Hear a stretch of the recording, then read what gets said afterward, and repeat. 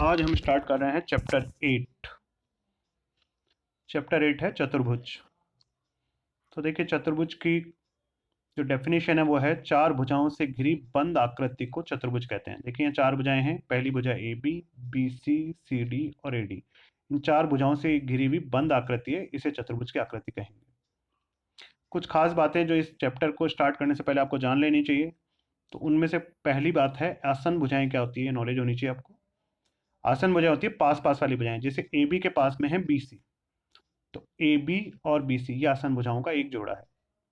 इसी तरह B C के साथ सी डी ये भी पास पास में है, तो ये दूसरा जोड़ा। सी डी के पास है ए डी, ये तीसरा जोड़ा। और ए डी के पास है ए बी, ये चौथा जोड़ा। तो ये चार पेयर्स हैं। देखिए, first, second, third and fourth, ये आसन भुजाओं के चार पेयर्स हैं, चार जोड़े हैं।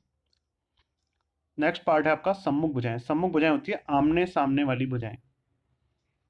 ए बी के सामने है सी डी, तो पहला पार्ट। और बी सी के सामने है ए डी, तो बी सी और ए डी ये सम्मुख भुजाएं कहलाती है। आसन कोण, जैसे आसन भुजाएं होती है, ठीक उसी तरह आसन कोण होते हैं। पास पास वाले कोण आसन कोण कहलाते हैं। ये कोण हमें कई जगह काम आएंगे, तो नाम अच्छे से याद रहना चाहिए। एंगल ए और एंगल बी पास पास में है, तो एंगल ए और एंगल बी ये आसन कोणों का पहला जोड़ा है। इसी तरह बी और सी पास पास में है, दूसरा जोड़ा। सी और डी तीसरा जोड़ा, और डी और ए चौथा जोड़ा। तो ए और बी और सी और डी और ए, ये चार पेयर्स हैं जो आसन कोणों के हैं। सम्मुख कोण क्या होते हैं? आमने सामने के कोण।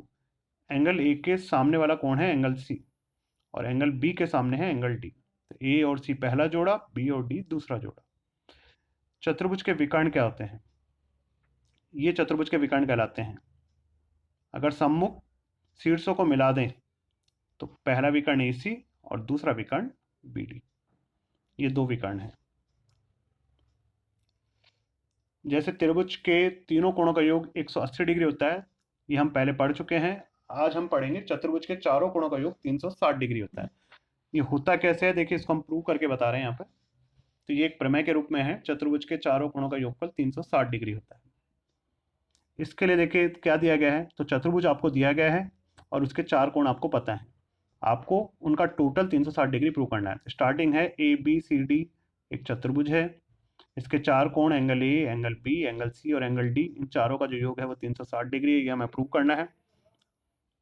रचना के लिए विकर्ण बी डी को मिलाया हमने इसमें, और ये जो कोण है उनको नंबर डाल दिया 1 2 3 4 5 6 इस तरीके से। उत्पत्ति में देखिए, सबसे पहले हम ले रहे हैं ए बी डी त्रिभुज।